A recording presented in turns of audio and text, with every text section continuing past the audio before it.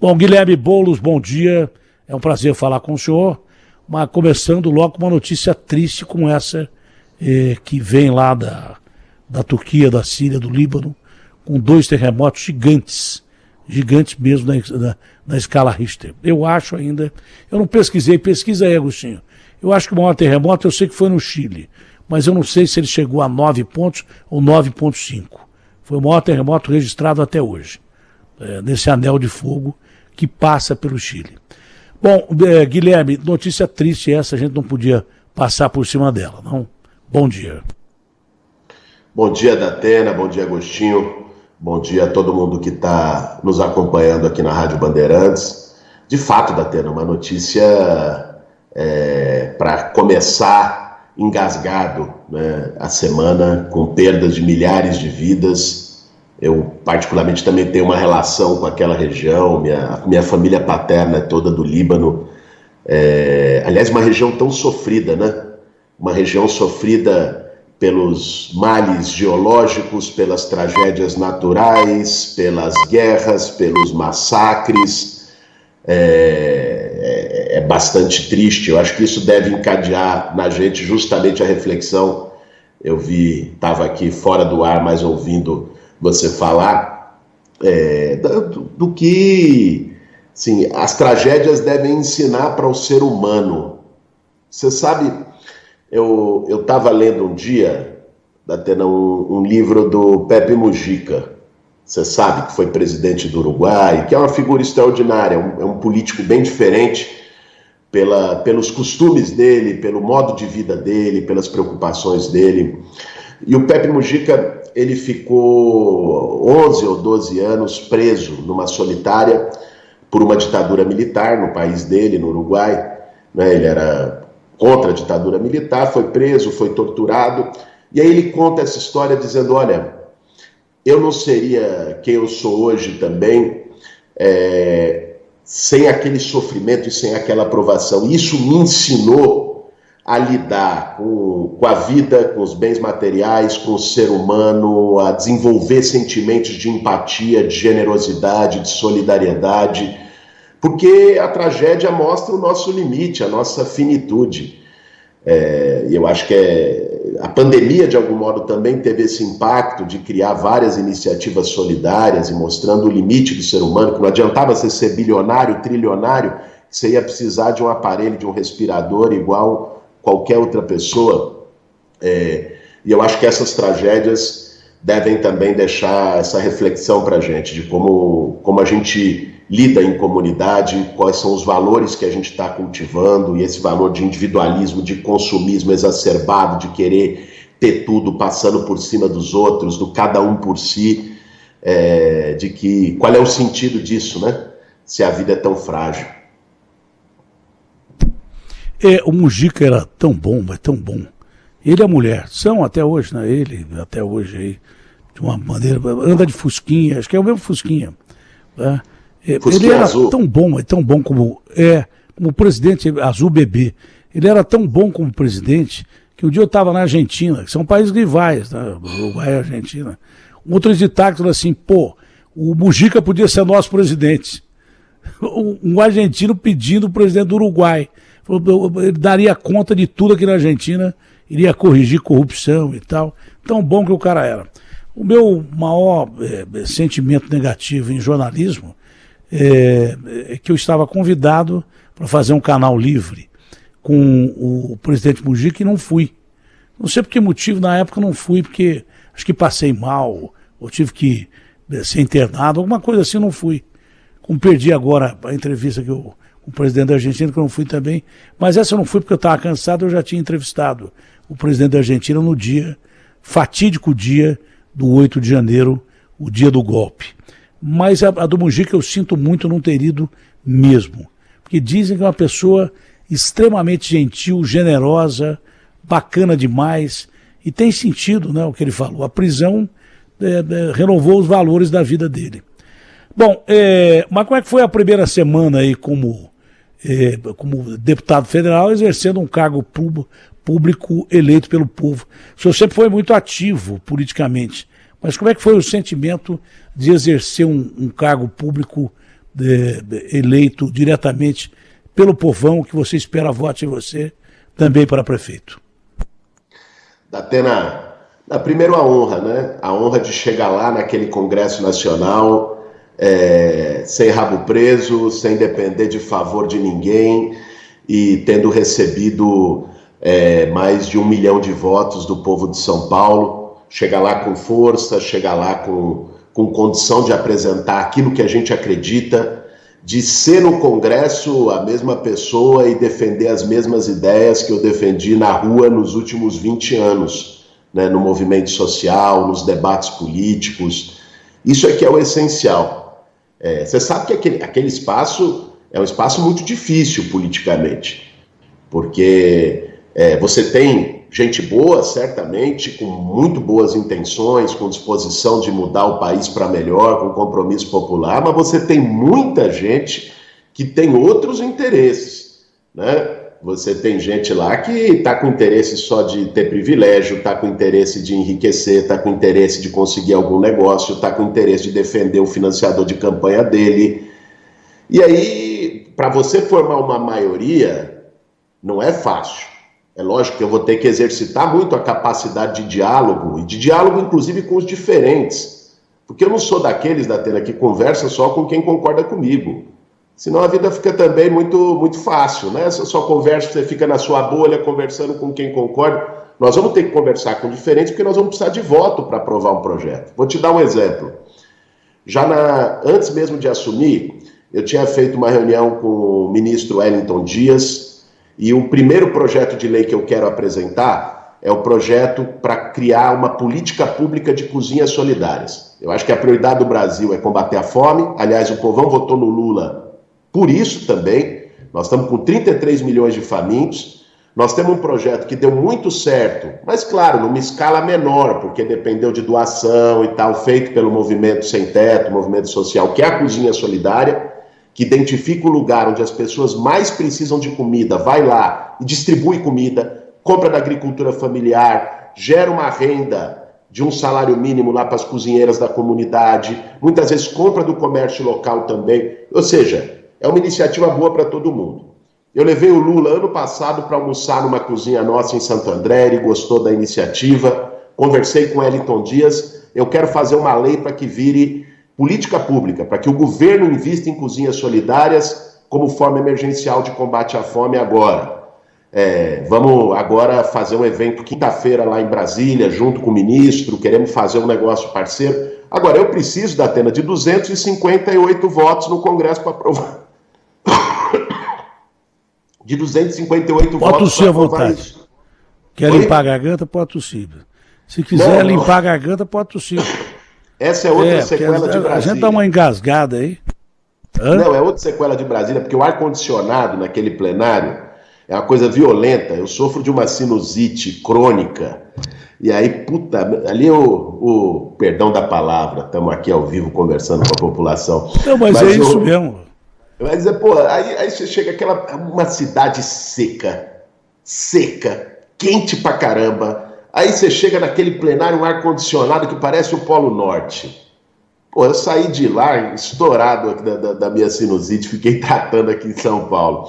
Mas, enfim, esse projeto, Datena, para eu poder aprovar, eu vou precisar de 258 votos.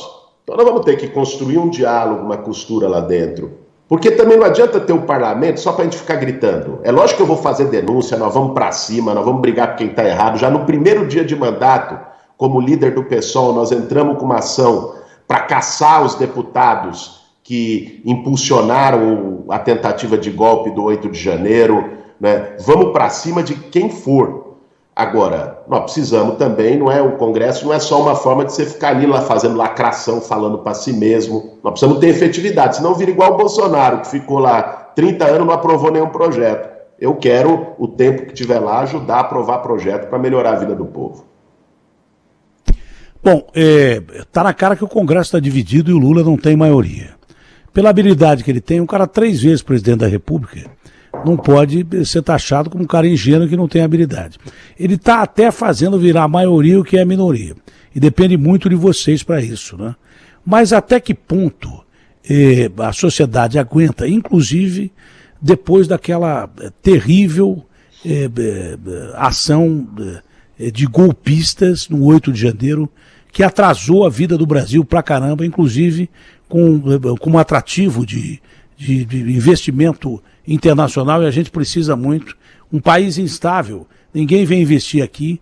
O dano causado à democracia e ao país de uma forma definitiva no dia 8 de janeiro, a gente já está sentindo e vai sentir de acordo com a história. Nós temos que revirar a história, por isso que eu sou a favor de punição pesada, desde gente que destruiu o patrimônio público, mas de gente que balançou o berço e financiou esse tipo de coisa, ou autoridade que participou por omissão ou participou diretamente em tornar aquilo um golpe. Aquilo foi terrível para o Brasil. Já era difícil para o Lula começar a governar, aquilo ficou muito pior, se bem que as medidas foram tomadas emblematicamente na hora certa. O Lula teve a capacidade de intervir apenas na segurança, ele não interveio na política. O Ibanez foi afastado pelo ministro Alexandre de Moraes, né? Então ele é habilidoso. Mas mesmo assim, com o que aconteceu no dia 8, como é que você sentiu o Congresso e a força da possibilidade de tomar a decisão conjunta com o princípio do contrário que você acaba de dizer? Porque o Brasil é um parlamentarismo disfarçado. Se o presidente não tiver apoio total do Congresso Nacional, ele não dá um passo. Como é que você sentiu que isso pode ser resolvido? Datena, eu acredito que o Lula vai conseguir uma maioria relativamente sólida na Câmara dos Deputados e no Congresso Nacional. E o dia 8, inclusive, foi um tiro no pé dos bolsonaristas para contribuir para isso, porque os bolsonaristas se isolaram. Ajudou. Quando os caras quebraram tudo, tentaram dar golpe de Estado, mesmo gente que votou no Bolsonaro, porque não gostava do Lula, porque não gosta da esquerda, também não apoiou aquilo, não achou aquilo uma coisa boa. Então, eles foram se isolando. No dia da posse, agora lá no Congresso, ficou lá uns 20, aquele Nicolas Ferreira, né, a turma dos doidinhos lá e não sei o quê, ficava gritando dentro do plenário, ladrão, blá, blá, blá. Mas, sabe, virou um negócio de caricatura, né? Mesmo partidos que eram da base do governo Bolsonaro, não querem se descolar disso, não querem estar vinculados, né, a quem quer dar golpe de Estado, a quem quer atuar com violência, com intolerância, né, para impedir a reconstrução do Brasil.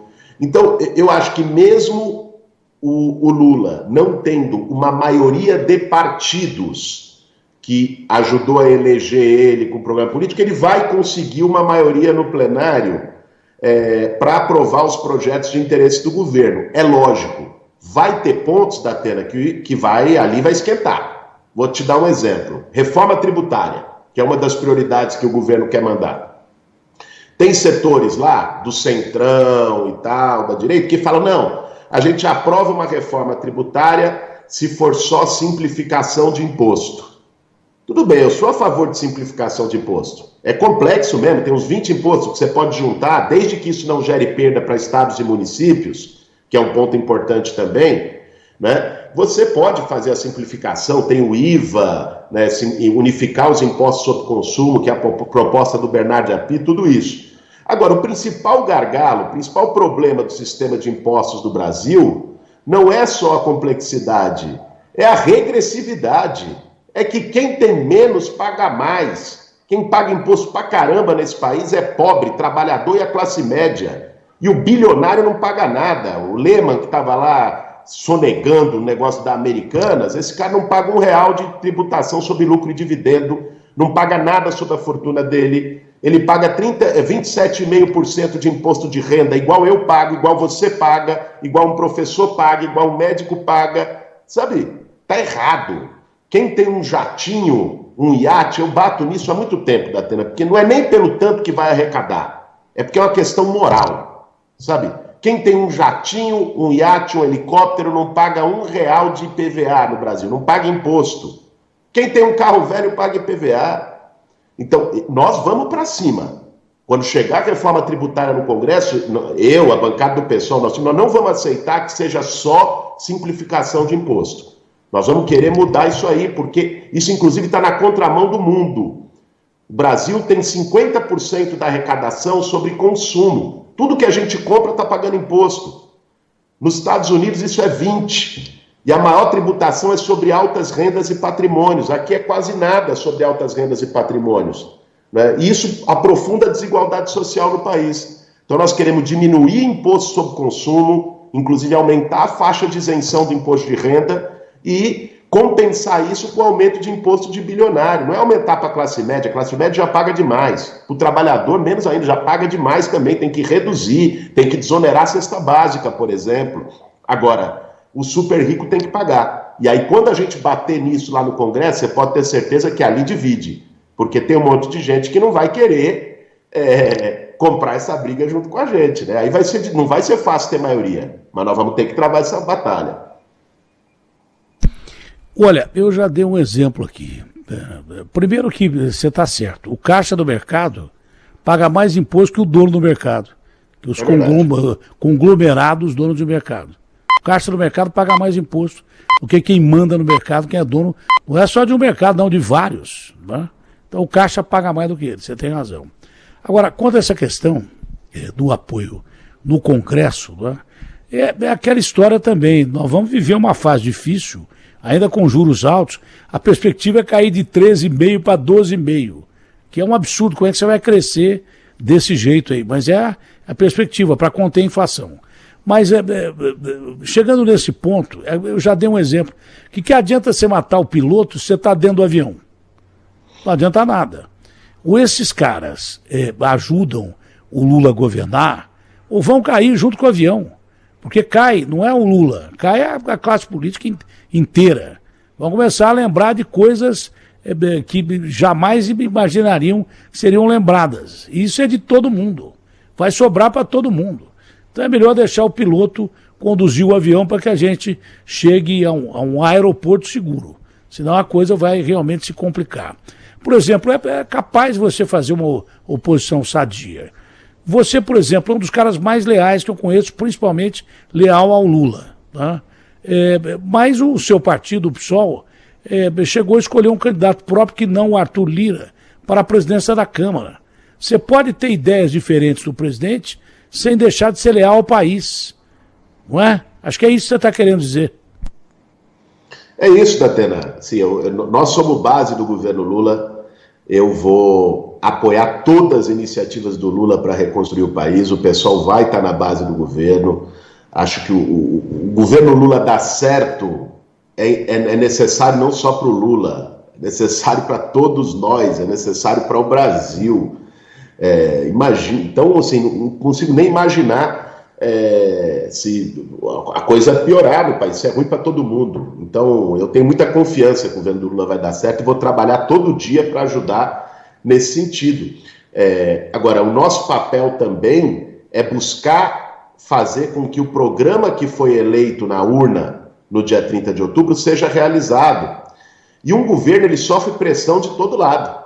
Então o Lula assumiu lá, já foi o povo da Faria Lima, eu me lembro daquela tua fala, te atacaram quando você falou na televisão, que não sei o quê, tem que combater a fome mesmo, o povo da Faria Lima que se ferre, quando você colocou, quando eles estavam falando de que ia cair a bolsa, começaram com aquele terrorismo econômico com o Lula. Então começa a Faria Lima indo para cima, o agronegócio indo para cima, o Centrão indo para cima. Então ele é como se fosse um cabo de guerra. O Lula está lá no meio, é o presidente eleito. Aí, pro lado lá da direita e dos de cima, dos grandes interesses, tem um monte de gente puxando. Se a gente não puxar pro lado dos de baixo, pro lado da esquerda, não vai, né? Eles levam. Então, o nosso papel é justamente colocar essas pautas, que muitas vezes são incômodas, que muitas vezes o establishment político não quer discutir, como, por exemplo, o super rico pagar imposto. Como, por exemplo, o que aconteceu na semana passada. Você falou dos juros. Pô, Datena, os juros do Brasil estão entre os mais altos do mundo. O spread bancário, que é a diferença, né? Às vezes o pessoal fala spread bancário, quem está ouvindo a gente não sabe. É algo muito simples. O spread bancário é a diferença entre a taxa que o banco cobra de você quando te dá um empréstimo e a taxa que ele te paga quando você deixa o seu dinheiro lá. O do Brasil é o mais alto do mundo. O banco não te dá quase nada quando fica com o teu dinheiro, quando você empresta o dinheiro para o banco, né? E ele te toma tudo quando você pede um créditozinho para o banco, pega o rotativo do cartão de crédito, o cheque especial no Brasil. Né? É um escândalo. E aí você tem o tal do presidente do Banco Central, a história de autonomia do Banco Central, eu sempre fui contra, desde o começo, que eles diziam que era pela técnica, técnico nada, é um cara ligado ao mercado financeiro que vai estar lá, que não foi eleito por ninguém, né? E aí o presidente não pode tirar ele, porque ele tem um mandato de 4 anos para defender os interesses do mercado financeiro. Aí precisa baixar os juros, todo mundo quer retomar a economia. Baixar os juros significa ter mais empréstimo, significa a economia girar, significa gerar mais emprego. Aí ele vai lá e mantém o juro como está. Né? Quer dizer, olha, esse presidente do Banco Central, eu vou pedir a convocação dele no parlamento essa semana para ele explicar porque que ele não quer baixar os juros. Com quem que ele tem rabo preso? Qual é o interesse comprometido dele que ele não quer fazer a redução da taxa Selic? Vamos ter que ir para cima desses caras. Porque, assim, não dá, Datena. Não dá para... Você faz uma eleição, discute o futuro do país, mobiliza o sentimento das pessoas, o povo renova a sua esperança em melhorar de vida e sair do buraco, aí chega lá e isso fica travando. Você vê que o presidente da República está com vontade, está com disposição de fazer esse programa, de fazer combate à fome, de gerar emprego, de fazer Minha Casa Minha Vida. Aí fica um presidente do Banco Central, ou alguns partidos, alguns parlamentares, embolando o meio campo. Nós temos que expor isso para a sociedade. Eu acho que um dos papéis que eu tenho no Congresso é esse. Olha, a coisa mais tradicional que existe e péssima socialmente é você aumentar juro para conter a inflação.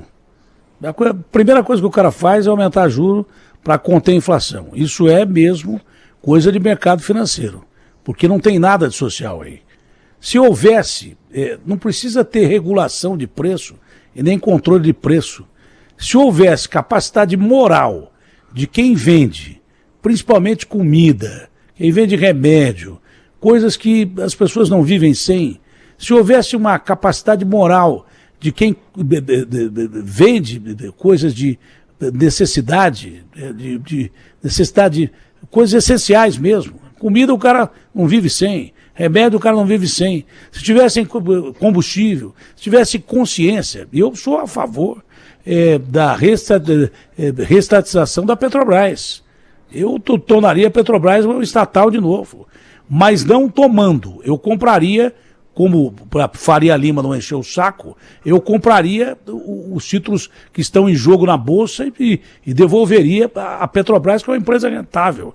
Você tem que privatizar o que não presta, porque o que não presta, que é cabide de emprego para cargo comissionado de político, isso aí você privatiza o cara que arrume, entendeu? Agora, empresa boa, que gera o que gera a Petrobras, que quase foi quebrada, políticos que beberam da corrupção durante muito tempo aí na Petrobras, essa empresa não pode ser uma empresa de capital semiaberto com jogatina na Bolsa, porque principalmente é uma empresa de segurança nacional. Se aumenta o preço do óleo diesel, a comida vai lá em cima. Mas se quem vende para o sofrido povo brasileiro tivesse consciência de cobrar o preço justo, estava bom para o mercado e estava bom porque você ia segurar a inflação. E estava bom para quem precisa viver. É simples assim. Agora botar o juro lá em cima para o cara não poder comprar, aliás, nem precisa, porque o povo não tem dinheiro nem para comprar aspirina. Não tem dinheiro nem para comprar um pimentão. Outro dia estava 8 pau.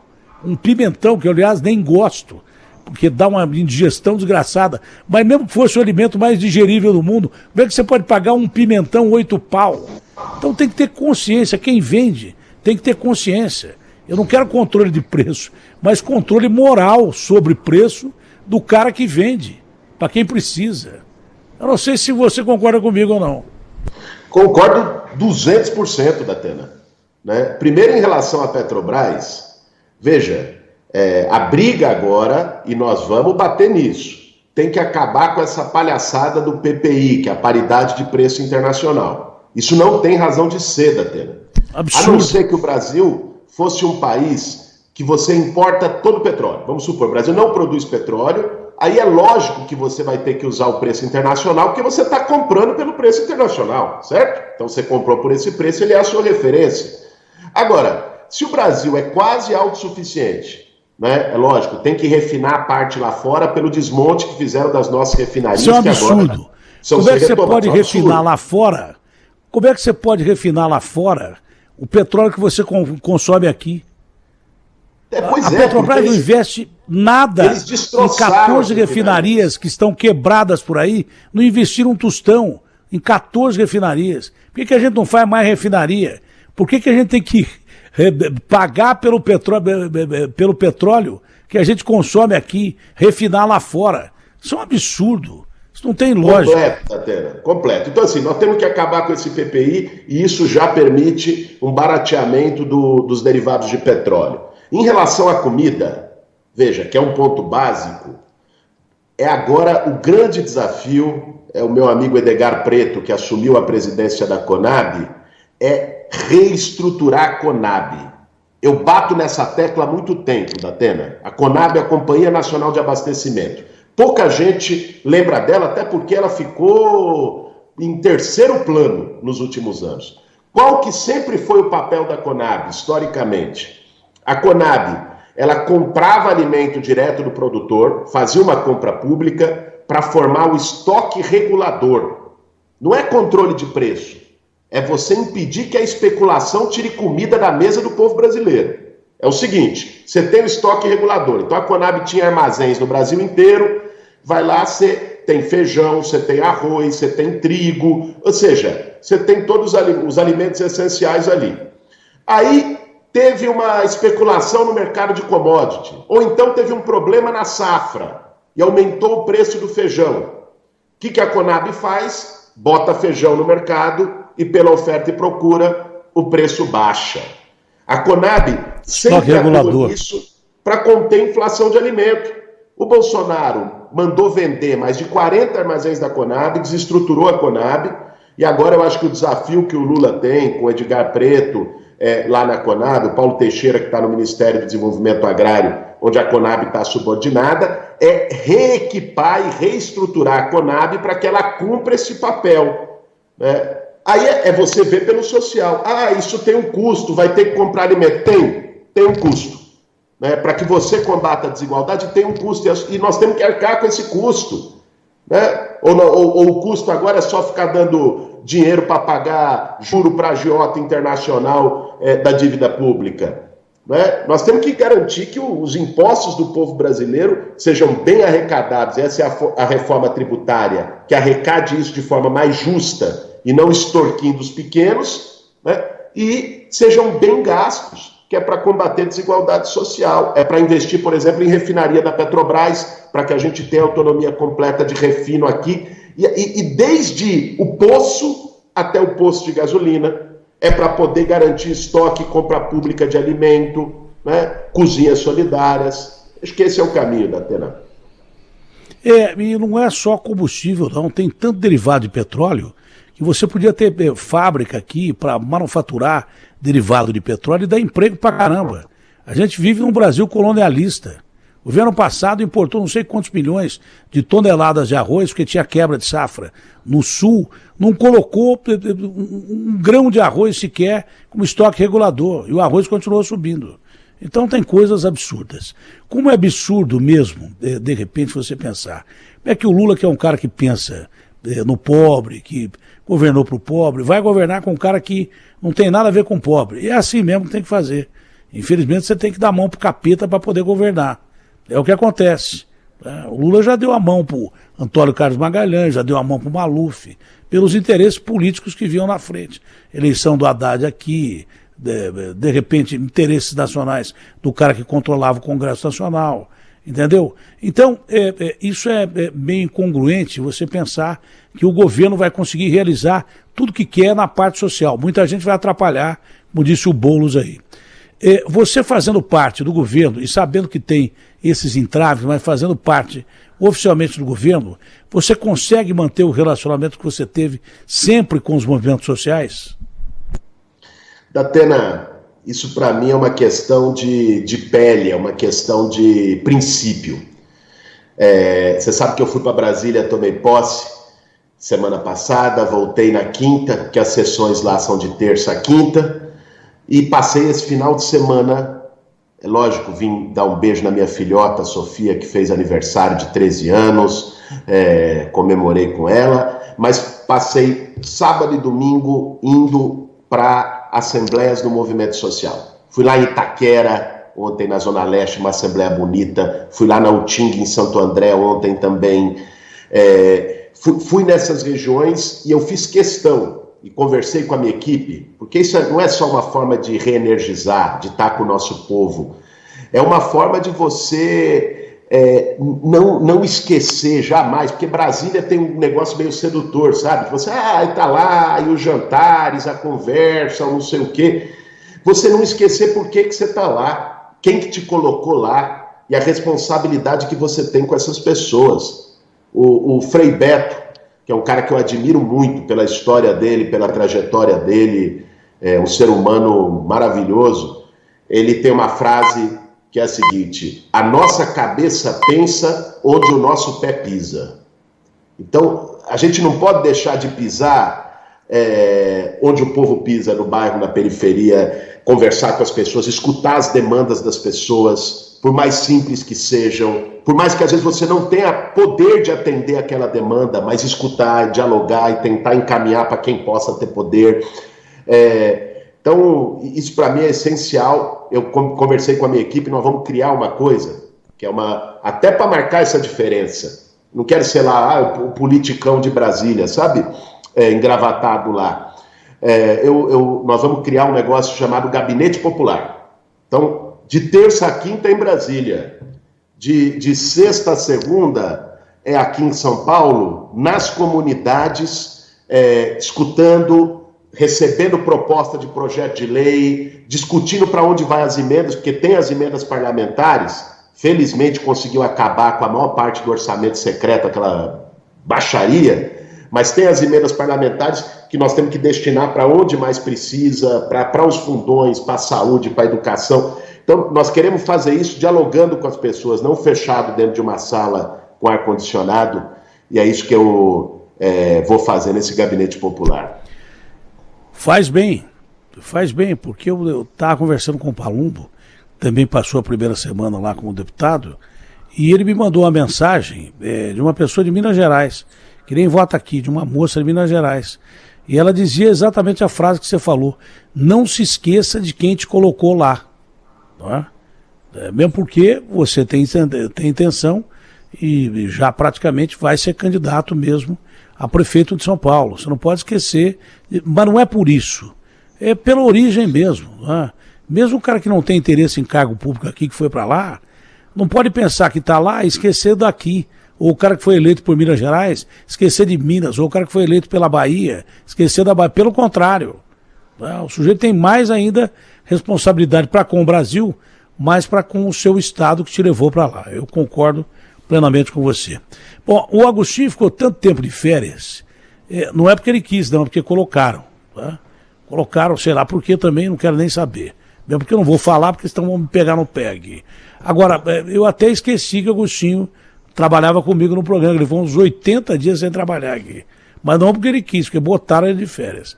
Então eu ia cometendo o deslize de não deixar o Agostinho fazer pelo menos umas 2 ou 3 perguntas para você. Pois não, Agostinho. Valeu, Datena. Bom dia, Boulos. Prazer estar com você aqui de novo. Você falou agora da importância de não esquecer de onde você veio, quem te colocou lá e sentir a vida como ela é, de verdade, né?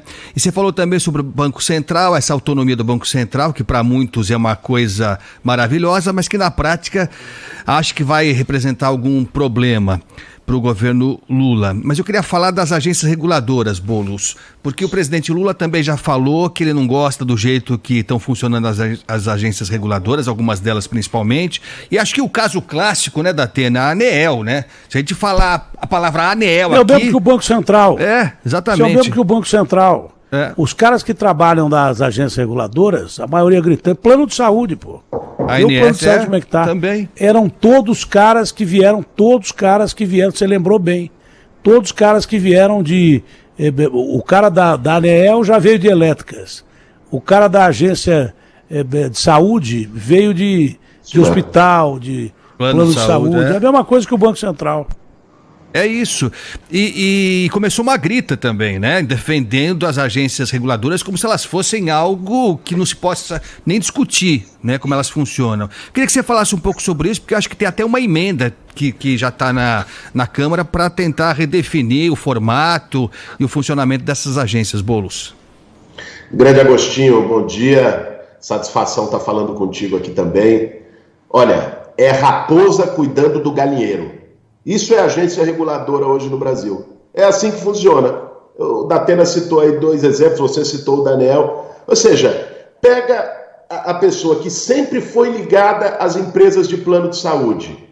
Aí ela vai lá, vira presidente, diretor da agência reguladora, da ANS de saúde suplementar, e é ela que vai definir se o plano pode reajustar ou não a tarifa.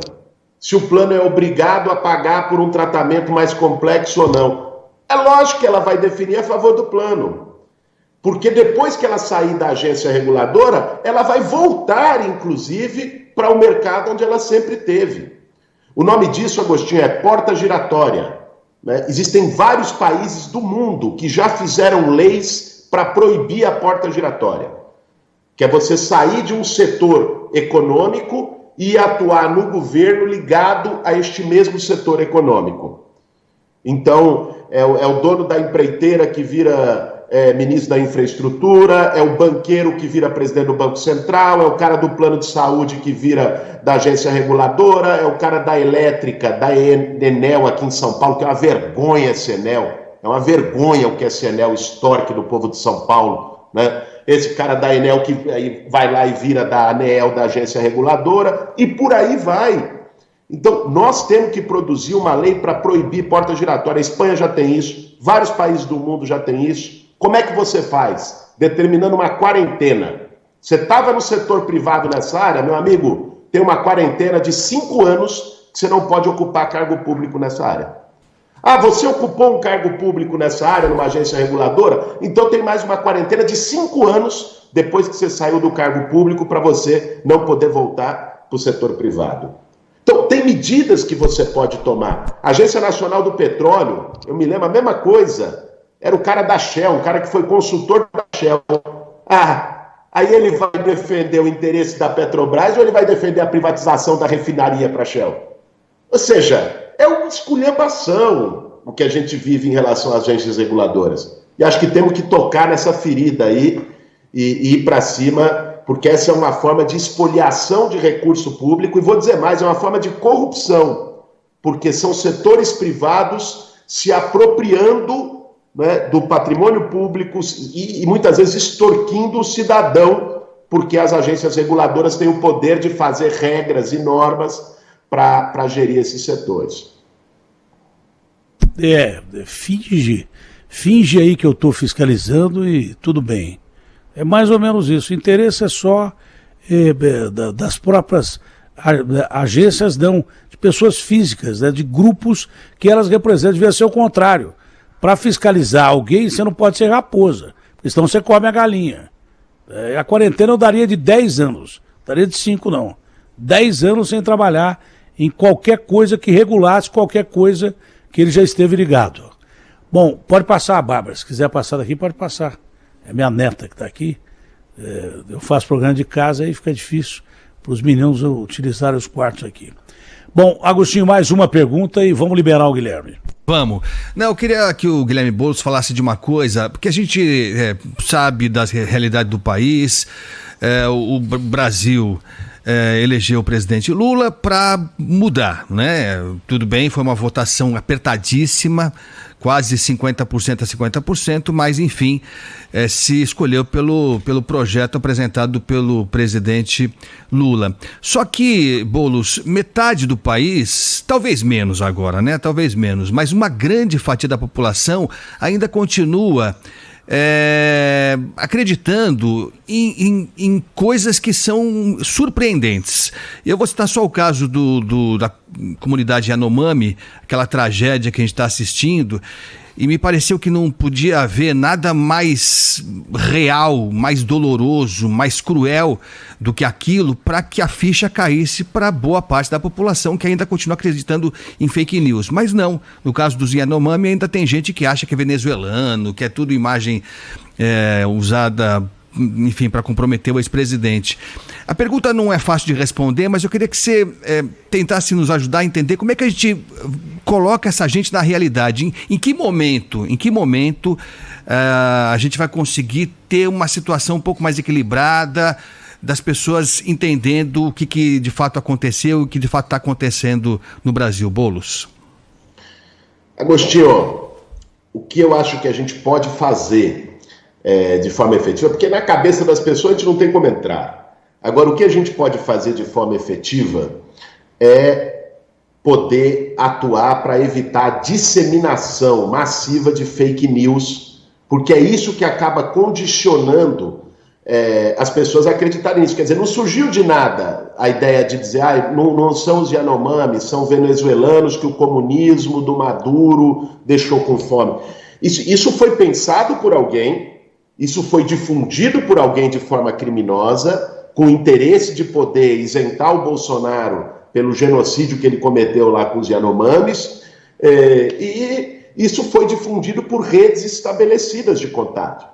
Então, esse é um exemplo, né? E tantos outros que a gente viu durante a campanha eleitoral, de fake news, de mentiras absurdas que foram difundidas.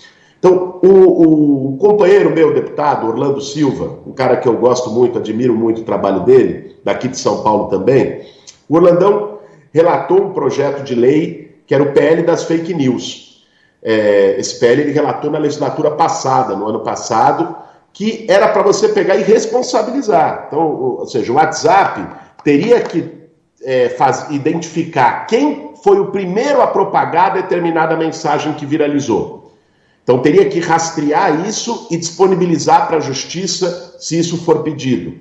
As plataformas teriam a obrigação de retirar conteúdos que fosse fake news explícita, determinado pela justiça, porque eu também não sou a favor das plataformas terem superpoderes e do Facebook, o Twitter, o Google definir o que é verdade e o que não é, não é? Mas a justiça tem esse papel de definir. Então, esse PL da fake news, que seria a lei das fake news, ela permitiria uma série de instrumentos que hoje o poder público não tem para poder evitar essa difusão e responsabilizar as pessoas que promovem a mentira em massa. O problema é que, no ano passado, os bolsonaristas obstruíram ele, não deixaram passar. Aliás, dão recibo, né? Porque quem atua contra o PL da fake news quase que comprova que é quem faz fake news. Então, nós estamos agora agora começou semana passada essa nova legislatura, nós vamos fazer um esforço para trazer de novo esse PL para a pauta e aprovar. Eu acho que é a maneira, Agostinho, como através do Congresso Nacional a gente pode contribuir para começar a mudar, mas não vai ser fácil, viu, bicho? Acho que vai ser ainda um período que a lavagem cerebral foi pesada. Sabe a coisa mais simples que tem? Ainda se discute se rede social é meio de comunicação. Pô, primeiro que os maiores conglomerados de comunicação têm convergência para a rede social, já começa por aí. Então já é meio de comunicação. Tudo quanto é televisão, jornal, tem lá a sua rede social, né? Fora a comunicação difundida por podcasts e daí por diante, que tem muito mais audiência que muito programa por aí. Então é claro que é comunicação. Pega a lei que a imprensa está sujeita e coloca no virtual, na rede social. Eu, por exemplo, se eu falo alguma bobagem aqui, eu respondo por crime. E tem pena pecuniária, civil, e tem pena criminal. É só botar a lei que a imprensa é sujeita em cima da rede social. Você vai ver que uma coisa melhora e muito. Mas melhora e muito, é simples assim. É só aplicar a lei que aplicam para a gente que está aqui comunicando na rede social. Coisa óbvia. Porque se depender de aprovação em Congresso e tal, vai demorar muito tempo e tem gente que é contra aquilo que você falou. O cara bota a digital dele votando contra a regulação normal, lei, que serve para nós da imprensa, deveria servir para o cara da rede social. Simples assim, é mole. Mas o que é simples no Brasil, geralmente fica difícil. Algo mais, Guto? Não, só isso. Agradecer só, viu? Abraço pro Boulos da minha parte aqui. Abração, Agostinho. Bom, Guilherme, um prazerão conversar com você e a porta está sempre aberta aqui. Abraço grande. Dá um beijo Obrigado, no pai, Datena. um abraço da sua senhora e na molecada aí, tá bom? Nas meninas. Abração para a família toda, boa semana para você, para Agostinho e para todo mundo que está acompanhando a gente aqui na Bandeirantes. Forte abraço. Bom, foi um prazer.